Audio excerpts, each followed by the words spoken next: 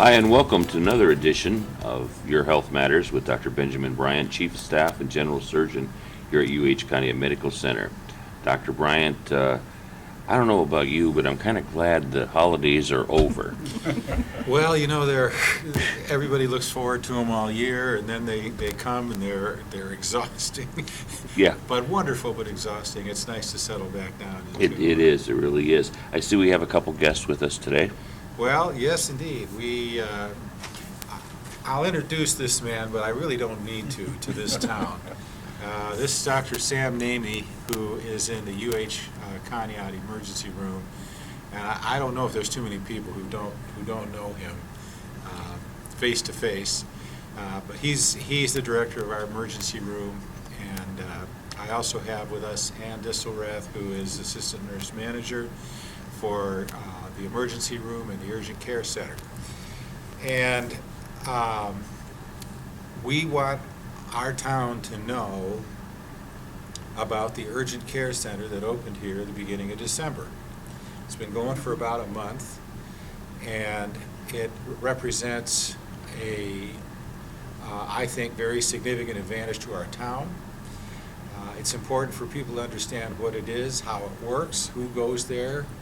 And so our guests today are going to go into the relationship between the emergency room and the urgent care center and what happens to people when they come, and just sort of give an overview so that you know about this terrific new resource that's available to us here in our town. So with that, I'll just ask you, Dr. Namey, what is an urgent care center? Well, an urgent care center is separate from the emergency department. In the emergency department, we see not only the very critical patient, but also patients that aren't as critical in needing care. What we decided to do with this urgent care, and Ann can elaborate a little bit more on this, is to utilize nurse practitioners, physician assistants in taking care of the less urgent patient. You know, somebody who comes in might be really sick. I mean, in the sense that they've got something going on that is a real threat to them. Mm-hmm. And then you have people coming in who don't feel well, no question about it, but they're not in real danger. Mm-hmm. Is that kind of how it gets separated? That's exactly how it gets separated, Dr. Bryant. We're really, really excited to be able to provide this to our community and to our employees as well. The way that it's designed, it's a little bit unique from most urgent cares, being that we're in the hospital proper. So that being said, we're still completely separate departments.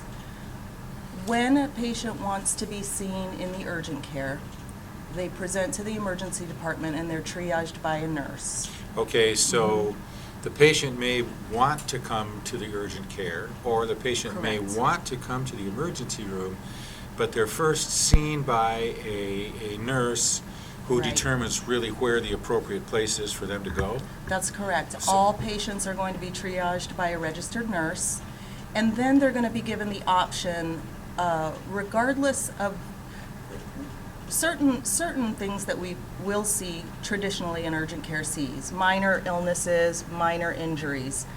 And once we've determined that that's what we're dealing with, then the patient will be given the option to be seen in the emergency department or the urgent care. I see. Mhm. So, Would this take a lot of pressure off the emergency room then? Absolutely, that's part of the plan. Hopefully, Yeah. that's what it's designed to do. Okay. Yeah. Okay. Separately Yeah. staffed, Correct, so you're not have to go back and forth. Okay. Excellent. correct. But also the physician assistant that sees the patient in the urgent care is still under the direction of the physician in the emergency department at the time. Okay. Okay. Excellent. So the urgent care is staffed with the physician's assistants and the paramedics. All right. Gotcha. And then they the goal is to be treated and released after registration within a half an hour. Okay. And so far, we're handily meeting that goal. All right, so when the patients come in, even if they go to the urgent care center, they have the security of knowing that if something is discovered that is maybe a little more than was thought, that the doctor is right there and can be called in to deal with it. Right. Yes. And that did occur Monday when I was on duty. I was asked to see a patient in the emergency room from the urgent care because they felt it was beyond what they could do. See, that's very important, and I want people to understand that. There's certain advantages, and we're going to go into this, I think, about going to the urgent care. It's quick. I think that's something that's very attractive. You know, university hospitals as a system is committed to shortening the time that people have to wait as much as can practically be done. I mean, that's an imperative throughout the system, I can tell you. We all are involved in that process. Right. But having said that, what goes on in the emergency room is the sort of thing that is more time consuming. And so what happens with patients is going to take longer when they come to the emergency room. When they come to urgent care, it can be quick in, seen, taken care of, and out. And that's attractive. That's a very attractive Right. thing. We have some very unique advantages, being that we're located in the hospital. And like you said, Dr. Bryant, there are occasions when a patient initially presents and you think it's something that can be handled in the urgent care. And there are times when it is decided it's better that the patient be seen in an emergency room setting. In those cases, usually the patient has to be transported by ambulance, excuse me, to an emergency department. So obviously, our setup is much more convenient to our patients. The other benefit is, like you said, we want to be very timely. Everyone in society is so busy. That's it. So it's critical that we really respect everyone's time. One of the ways that we do that is through a process called In Quicker. In Quicker is it's a program that is available on the University Hospital website, and it's essentially making an appointment. Even though you don't need an appointment, walk-ins are welcome, and we still have the same goal of 30 minutes in and out. However, you can expedite that even more so by using this very, very simple process that you can find on the University Hospital website, and you're basically saying you're signing in at home. That's amazing. Now, let's say that there's somebody listening right now, and they have a computer, Okay. and they can get on the internet. Okay. And where do they go? Where do they go? They just go to the the University Hospital's main website, University Hospital's main website. and there's going to be, it's very hard to miss. You'll see the In Quicker is what it's called, and they'll just prompt you through some very specific and simple questions. And one of the things that they ask is where you're going, what hospital you're Correct. going to. Yes. So this is a system-wide Yes, it is. application. Yes. And then once you get into it, yeah, okay, well, the University Hospital's webpage, it is fairly clearly laid out. I mean, you just look at the tabs. Right. And there's a tab right on the main page Right. for In Quicker. There's a big red, what they call, I guess, a radio button that you push, and it says In Quicker. Okay. And then you're guided, is real, I've gone very through these simple. it's very simple. They just ask you these really simple questions, and you just click this and that. And then, when you hit the door here, they already, the staff here already knows who you are, what's going on, and so there's even a bigger time savings for you. Right. And that's great. I did not It's also realize. available, and has been for some time, for the emergency departments.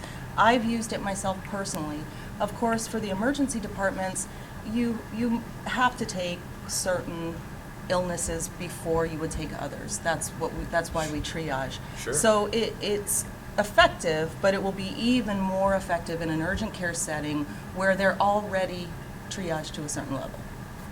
You know, on the way in today, and we taped this at the hospital, there was an ambulance out here bringing a patient in. Now, that patient would automatically go to emergency room? Correct. Okay. That's, ambulance call is directly to the emergency room? Oh, yeah. Okay. Yeah, this business of convenience, I don't know, I don't know who originally said this, but I think it's very apt. They say people vote with their feet, okay? That means is they go the places where they like to go. Now, one of the things that we've been watching and have seen is that UH's urgent care center in Ashtabula it's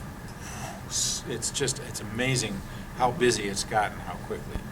Yes. I mean, it is, whoa, I mean, it's really, and, I mean, it's a UH facility, it's run by the same protocols and so on. They have lab there, they have imaging there, right in the building, but they don't have a hospital there. They don't have an emergency room there. Now, if someone winds up in the urgent care center there and needs more in-depth care, they will be transported by ambulance, usually to UH Geneva. My understanding is that that's how it goes. And that, and so, but then they have to take the ambulance ride and register in and all that kind of stuff. Here, if they need to be seen in the emergency room, it's just right here. There's no transportation, there's no transport. So that really is unique. That is a very, very attractive feature to our I urgent agree. care center. I agree. Okay, so what kinds of patients, what kinds of problems would you typically see in an urgent care setting over the course of a day? In an urgent care, minor illnesses. Minor illnesses such as Sore throats, sore throats, colds. coughs, colds. Minor Some- lacerations. Oh, really? Minor lacerations can be handled in urgent care as well. They can put stitches in? Oh, yes. Wow, Very much so. that's a great advantage. Yes. Okay. All right, somebody comes in and they got an earache, okay, or they've got a cough, they're running a fever. Okay, so let's say they need to get some labs done. That'll be done right in the urgent care. That's the great benefit of having it in the hospital. Labs, x-rays, it's all available. So that somebody needs to say, for example, the staff in the urgent care center decides, boy, we better get a chest x-ray here. Mm-hmm. We got it. Just right over and get it, Yep. okay? And then as the results come back and so on, if the picture changes, they can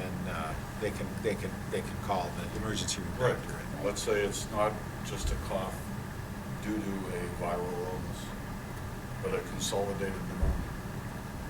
They give a call, patient's brought over. And that patient's probably going to be admitted to the hospital. Very good. Or, depending upon.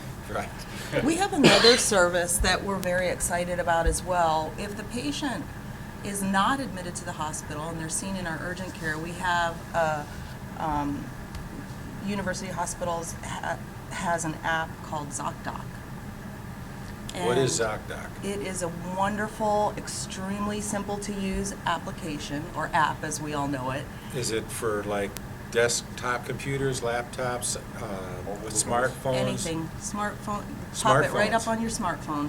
ZocDoc. Very simple to use. What is it? And what it is if a patient comes in and is seen in the urgent care, and we nearly always, with all of our patients, recommend follow-up care with their primary care physician, we can very, very simply set that appointment up before they walk out the door. And at the very least, we can teach them how to do it. If the patient does not have a primary care physician, we can set it up for a follow-up appointment and establish care right then and there. So again, we're using technology to our benefit to save us time, and that service is available. We make that service available at the urgent care, but it's available throughout the So you can do it for website as people well. when they're right there, but Yes, you can sir. show them how to do it too. Absolutely. Okay, I'm going to lecture the public here for a second. By gosh. I do see patients who do not have primary care doctors. Folks, I got to tell you, maybe you like doing that. Maybe you like playing Russian roulette too, The thing of it, and I don't mean to be facetious about this, in this day and age,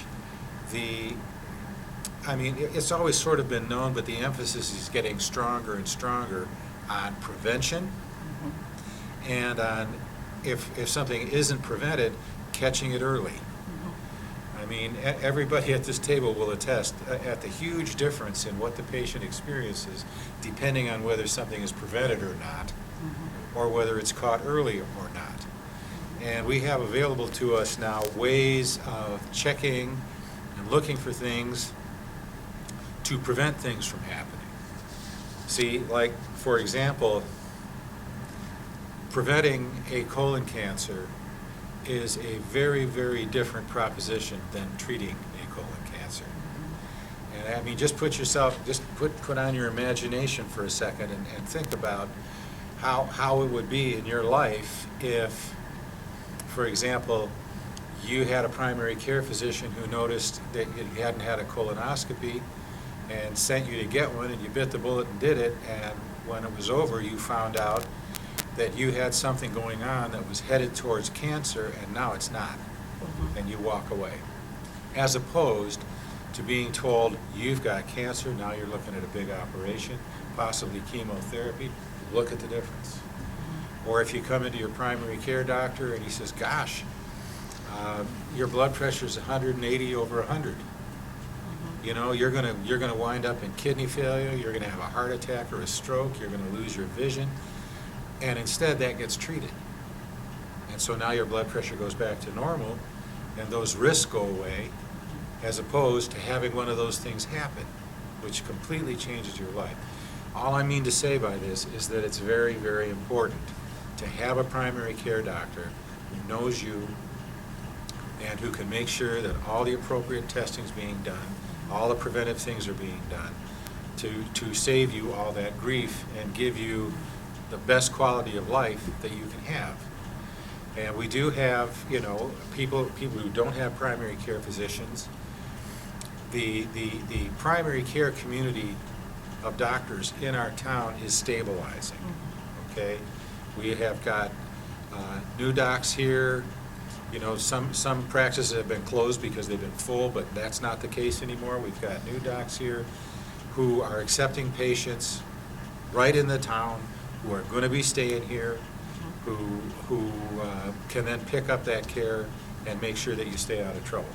So when you come into the urgent care, I presume that if you encounter a patient who does not have a primary care doc, you're going to talk with them about that. Yes. And, you know, this is in your interest. We can set it up for you right now.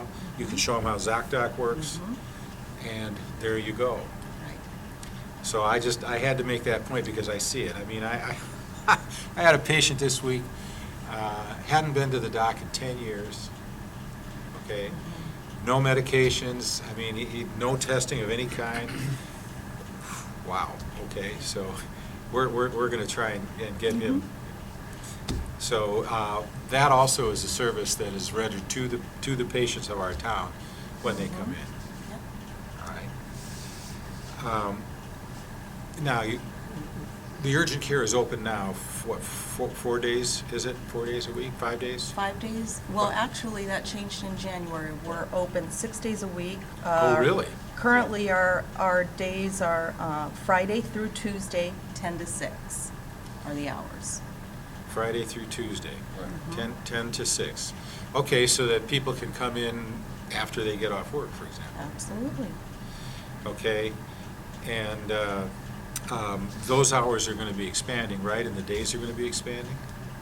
That's the goal, right, Dr. Namey? We're The goal. hoping that in February to be open 7 days a week Right. and looking at increasing the hours. Okay. Am I Well- adding this up wrong? I only come up with 5 days. Oh, I'm sorry.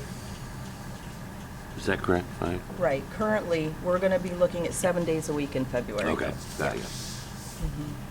And again, the urgent care is staffed by mid-level providers. At this time, they're physician assistants. All of our physician assistants have extensive experience working in actual emergency departments as well. So they're very experienced, and we also have paramedics working side by side with them. Now, I understand that the goal, and I'm going to reemphasize this, is that at this point, the target that you're sort of hitting is that from the time the patient comes in to be triaged to the urgent care to the time they leave is 30 minutes. That's our goal. Our goal is from the time that they're triaged to the urgent care to the time that they're released with their prescription or their ZocDoc appointment or whatever treatment they need. That's our goal, and we're doing very well. Think about that. You can come in before work, you can come in after work, and 30 minutes, and you get the problem taken care of. That sounds pretty darn convenient to me. Yeah, Very much. that's really attractive. All right. Okay. What else should the public know about the urgent care center? How do they come in through the emergency room doors, or how do they come in? How do they? Patient wants to come to urgent care. They're driving up to the hospital. Where do they go? They go to the emergency setting. They go to the emergency setting, to the window there. Right. And that's where they get connected to the nurse who's going to, Yeah, they stop at the thing and they fill out a little form explaining, their name, explaining what their chief complaint is. okay, Once that's done, the triage nurse takes them to the triage room, triages the patient. Patient says to them, or the nurse can even say, would you like to be seen in the urgent care? And they would say yes or no. And if it is yes, you're taken out, registered into the urgent center. Once that registration process has taken place, that is when it's 30 minutes in. I see. I see. Okay, all right. It would seem to me, based on the time factor, that a lot of patients would want to go to the urgent care. It's They would want to go most for preference. Yeah. We do, most of the patients, it's catching on very quickly as word gets out and we do some advertising. There's also, as you kind of mentioned before, there's not a lot of people in this town who don't know and trust Dr. Namey. And so this is a whole new thing for our community. And one thing that I do want to mention is that our PAs are working under the direction of Dr. Namey. So if it's a familiarity or a trust issue, Dr. Namey is very involved in the whole process and overseeing the medical care at large. So I think it's important for people to understand that, okay? I do too. You're not losing your connection Right. with Dr. Namey. You're not, and some of the other docs in the ER. Emergency Right, rooms, right. physicians. Yeah, Right. that they know, John Miranda works down there. Exactly. And so if you go to the urgent care, you're not losing your connection. If you get treated in the urgent care, it's because the emergency room docs know that what you're being treated for, that's an appropriate place to do it. Right. Very good. So it's not just, flying on their own. Right. All right. Yeah. Okay.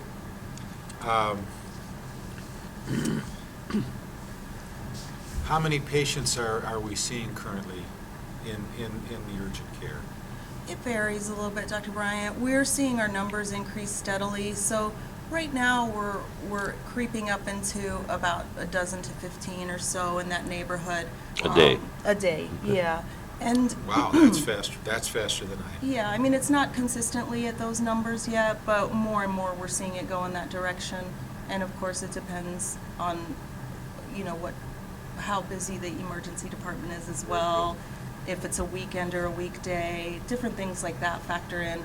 But using Ashtabula Urgent Care as a model, Ashtabula Urgent Care, we expected to see about that many patients. That was our goal, I think it was 12 to 14.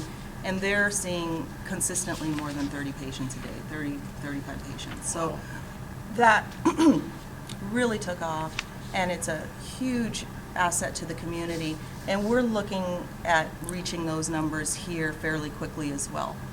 Now let me ask. Are there any financial implications to the patient in terms of going to the emergency room versus going to the urgent care center? Absolutely. Could you tell our public about that a little bit? I can. Yeah. Sure. There's a number of benefits, of course, being seen in the urgent care. We've already talked about how quickly you can be seen and discharged. It's convenient. You have the backup of having the emergency department and a full services hospital with all ancillary services right on the same campus. Another benefit, of course, is financial.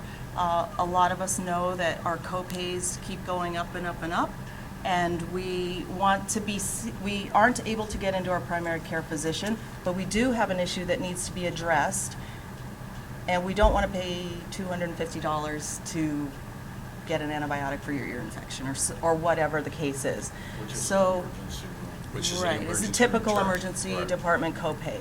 So we have this excellent benefit of the urgent care here, where when you are registered, the patient access staff will take a look at your insurance, and you'll just pay your $30, $20, $50 copay right then and there. Some number of insurances have no copay for an urgent care. So it's definitely cost effective for That's our huge. patients. It's I mean, massive. That's a huge It's huge. difference. It's It cost sure effective. is. Uh-huh. Absolutely. Cost effective. Well, this is we're getting to one of those voting with your feet issues. Absolutely. No question. We've already Gosh, had that's terrific. UH employees, numerous UH employees Right. that ourselves are using the urgent care as well. So Uh-huh. Well, I mean- that should tell you what you need to know. there's a testimony right If the there. people on the inside are, Right. it must be, it must be. Well, gosh, this is terrific. We really wanted the town to know that this is here, and that in terms of time, in terms of cost, it's a huge advantage, availability, it's a huge advantage to you. But you don't lose anything in terms of connection with the docs that you know, and the hospital, and all of the resources that are available at the hospital. So it is, as you said before we started, it's a win-win situation all the way around. I want to just get into a couple of other things. Ashley Fairdig had mentioned them, and you have them here. And this is something that I think the public can also benefit from knowing. Our emergency department, what is the nature of the relationship between our ED and one of the premier pediatric hospitals in the country, Rainbow Babies and Children's Hospital? Okay, I mean that, folks. I mean, if you take a look at the statistics every year, Rainbow is, I mean, it's one of the best in the country. And we have some sort of protocols now, or could you elaborate on that a little bit? Okay. We are very, very excited and very proud to say that in December of 2015, we received branding by Rainbow Babies and Children. Now, what does that mean? What that means to us, what does that mean to you? Well, all of the physicians, the nurses, the staff, we've invested a great deal of time, about 18 months of preparation. 18 months. About 18 months, and we've gotten extensive, rigorous training for the physicians and the emergency department nurses and the nursing supervisors in pediatric emergency nursing. But it's not just a general pediatric emergency nursing. It's, like you said, world-renowned Rainbow Babies and Children. It is. We have worked very closely with them to receive, equipment. absolutely, receive training from Rainbow. And what it is we will be following a lot of the same best practice protocols. We'll be all on the same page, if you will. So when you come to Conneaut Emergency Department, your child is ill, we will be following the same protocols and care that both the physicians and the nurses that they will in Rainbow. Try and get a sense of what that really means. We hear about these protocols and so on and so forth. Well, the way medicine is kind of going is that there are such things as best practices. Right. In medicine, there's been a lot of variation. Different docs have different experiences, and they have different ways of doing things. But there's been a great emphasis on figuring out in different clinical settings what way is the best way, what way gives you the best outcomes.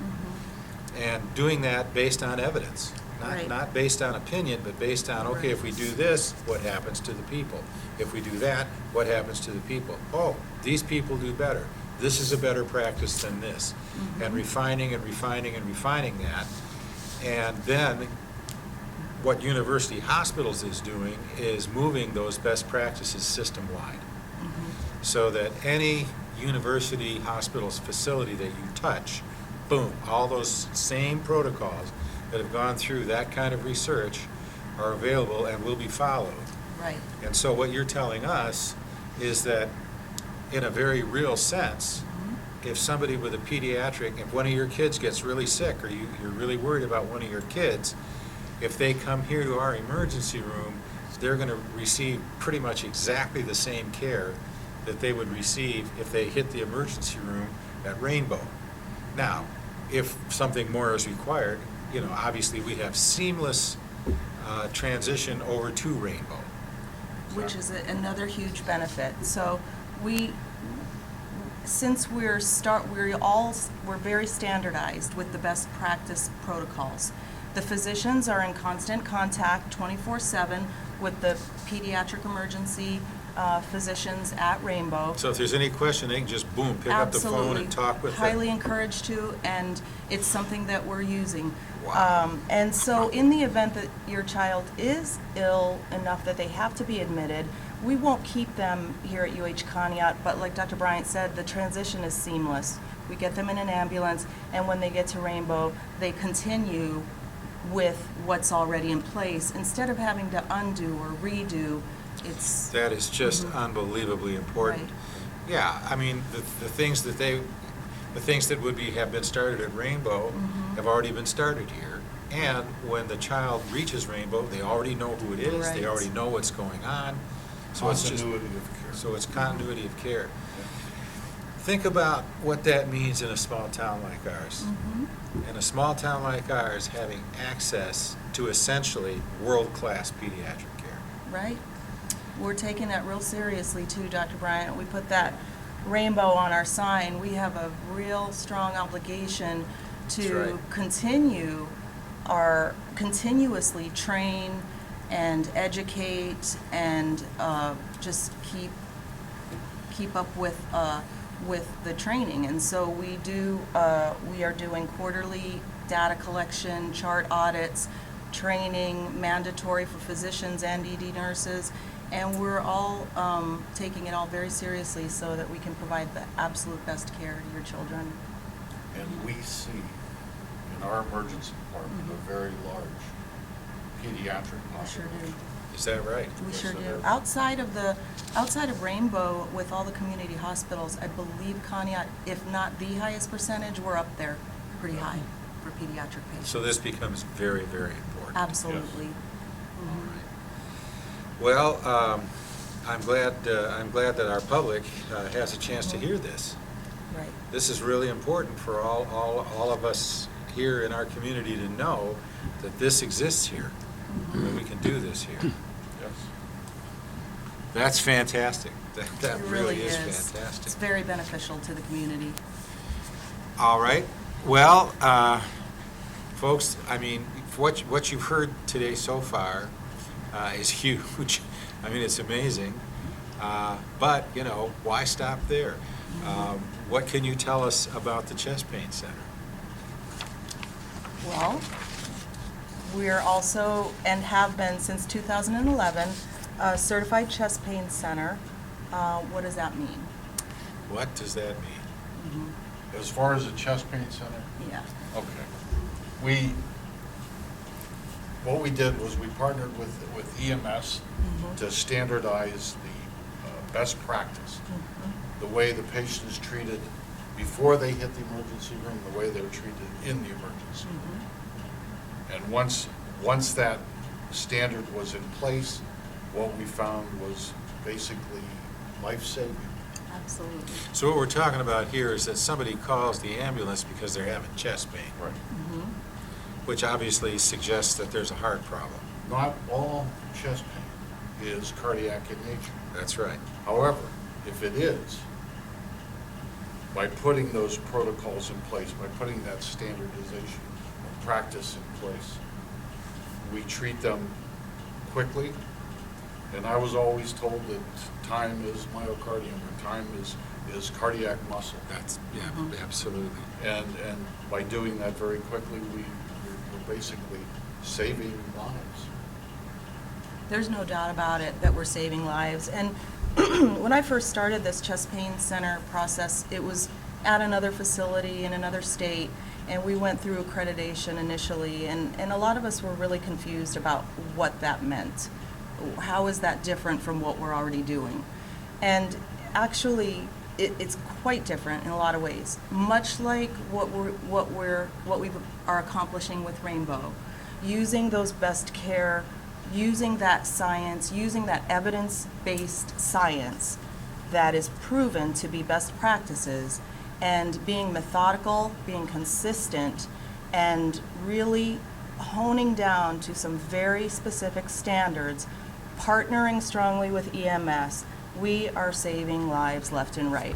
Our little community hospital is taking people who 10 years ago may not have had a chance of survival, and they walk in our door a month later to say life is great.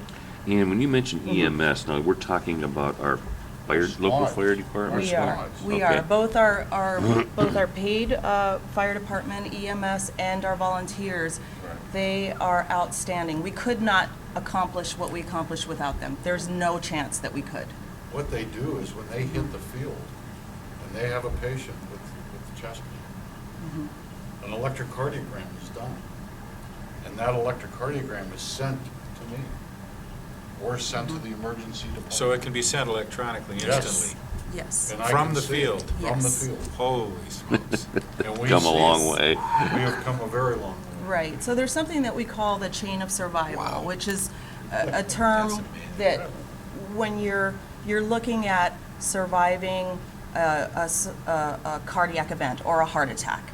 And so what that really begins first and foremost with a public awareness, just knowing what those signs are and what they could be, and erring on the side of caution. So that's the first step. The next step is really to get that vessel open. That's what the goal is. Our goal at Conneaut Emergency Department is out of our doors within 30 minutes of arriving. Let's just focus in on that just for a second so people understand. Okay.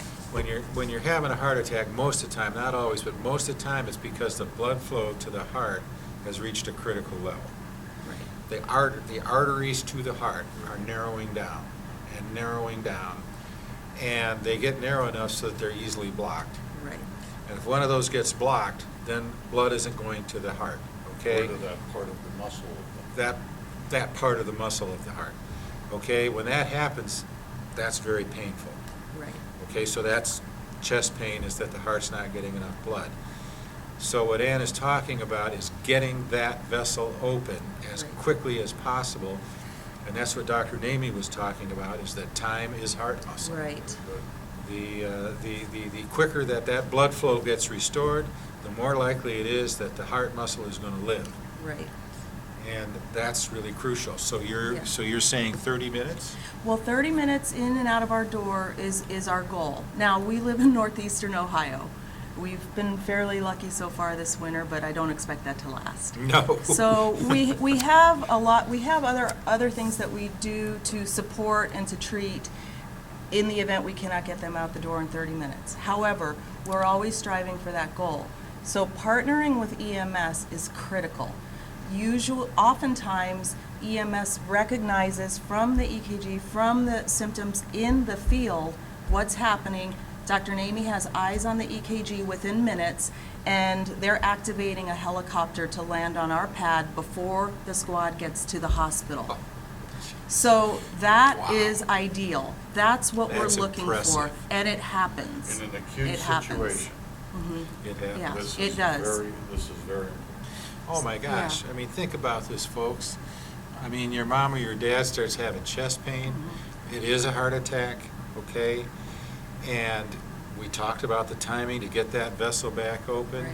You call EMS, and EMS arrives. They do an EKG on the spot. He Mm-hmm. gets it on the spot, sees what's going on.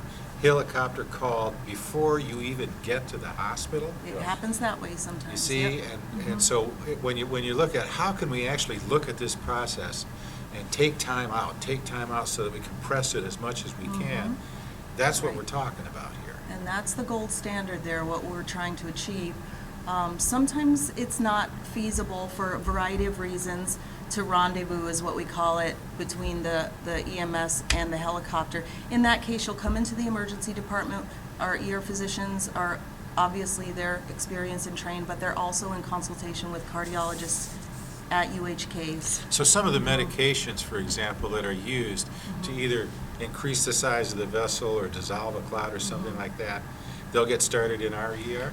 Oh, they'll Well, get they started by started in the EMS. field. They'll get started in the field. Absolutely. And the most important one is aspirin. Is aspirin, believe it or not. Something that was invented decades and decades ago. Yes, That's kind of a miracle little. yes it is. But I mean, for example, if they need to be on on some sort of a lytic drip TPA or something like that, that'll be started Well, if it's determined If that it's needed. if it's needed. If it's needed, yes. We can do everything right here. If the helicopter's delayed for whatever reason, we do not have to delay treatment. and again, with our chest pain center designation, like Rainbows, our staff is highly trained, rigorous training, So we're talking continuous. about a formal designation. Yes, yes. It's And a- that doesn't happen just because you want it, okay? Oh, they're not giving those away. They're not giving those No, away. they're not. Mm-mm. No, You we've have to all. prove yourself. You Yeah, have to we've all prove worked very it. hard, and we're going into cycle 5, and each cycle, it's designed so that each cycle has more rigorous standards as you go, Wow. so. Let me ask you this, does Mhm. does your insurance pay for the helicopter? That's a good question. That depends upon your insurance. I don't know, because I don't care about insurance. Mm-hmm, I treat everyone. yes, mhm, So insurance is not an issue to okay, me. You come to the emergency room, I really don't care what you have. okay, Most I of. don't care if you have nothing. Yeah, most of us Okay. feel the same way. We almost don't want to know, but in all practicality, That's where my it office is is. really important to know, even if it's on the back end. I've had more than one patient ask me for help on this outrageous bill that they received. And sometimes, it is, to answer your question, I do believe that it is covered most of the time, almost Sure. all of the time. However, sometimes the coding might not be just right, or you might have to do an appeal. And in that case, we have resources in place to help folks navigate their way through those situations. okay, very good, very Mhm. good. Yeah, that can be really challenging when you're already ill and then you get this outrageous bill. But Oh, gosh, we it's have people in place to devastating. help with that. Okay, very Mhm. good. I would like to say something about our EMS in this town. Mhm. Our EMS in this town is probably the best I've ever seen, Is that right? period, I second that. period. These guys, what they do, I don't think they get the recognition for what they do. Not only are they the fire department, but they're also the emergency medical service. Mhm. And to the chief and to all the paramedics and to everyone there, they deserve a tip of the hat. I know this, Dr. Namey, that I was on the ground floor as a young reporter back in the late 60s when they started that service here in town, and I've watched it grow over the years, and you're right, it's a fantastic asset to this community. Well, very much so, Absolutely. very much Yeah. so. They were just nationally recognized this past year for their cardiac care. They received Yeah. national recognition. In our little town. Yep. We have In a our great little partnership. town. We have a really great partnership with EMS, again, under Dr. Namie's medical direction. Recently, we provided them with what you call a Lucas device. It's as people probably are finding out more and more, really what is being found to be most important in a sudden cardiac event, you see somebody drop and they don't have a heartbeat, is getting those compressions going. Effective, consistent, hard, fast compressions. If you've never done it, you wear out very, very fast. It's hard work. And it Yeah. used to be breathing at one point. Right. I remember when we first started, oh, you got to give the breath. We don't even do that anymore. Right, We so just this, do compressions. and this Lucas Get the blood device flow. is a device that you attach to the patient, and it does perfect compressions for you. So you're winning in that the patient is receiving perfect compressions. You're also winning in that that frees up one of those paramedics to do other things to expedite that Wow. transportation. And we have that. We have that. We've got that. We also provided our, we have a fantastic paramedic program here that just received Joint Commission accreditation under the direction of Claudia Gary, who Oh. just retired after 40 years of Today. service. Today. Today. Right, My so goodness. And I can never say enough about Claudia. they've put out Tremendous. some fantastic paramedics from this program. Tremendous. And, Dan Ellenberg. yep, Dan Ellenberger's now overseeing it. I know that. Wow. A lot of good things happening. A lot of good things happening. So, you see this little hospital, but now you've had a little peek behind the curtain, and you see the tremendous amount of hard work that the staff has put in to be able to be designated as a chest pain center, and to be able to have the formal recognition and affiliation with Rainbow, okay? And now you know about our urgent care centers, so very dynamic things happening at our little medical center. We've come a long way, I'll tell you that, Doc. Well, people are starting to realize that, I think. Yes. There have been some people whose last contact with this hospital was 15 years ago, and they have a certain impression based on that. Mm-hmm. We're here to tell you that that impression is obsolete. It's not like that anymore. Very true. Well, listen, we really appreciate both of you taking the time to come here and talk to the public today so that our community knows better what's really going on here and what's available here. And, as Ann pointed out, I think we're in for another couple of months of cold weather. And so, if you get a sore throat or you have a bad cough or something going on, you can get in and out of the urgent care center very quickly. All right. All right. Well, we appreciate your coming. Our pleasure. Why, we thank you very much for the invitation. And Pat, thank you Thanks, very Pat. much for being Oh, here. you're very welcome. Okay. We're not able to take live questions on the air, so you can see the phone number here. That's the phone number for my office. My office manager knows that you might call. You can call with any questions about today's topic or any other sort of question or suggestions for other topics, what you want to see covered on these programs. So please don't hesitate to call.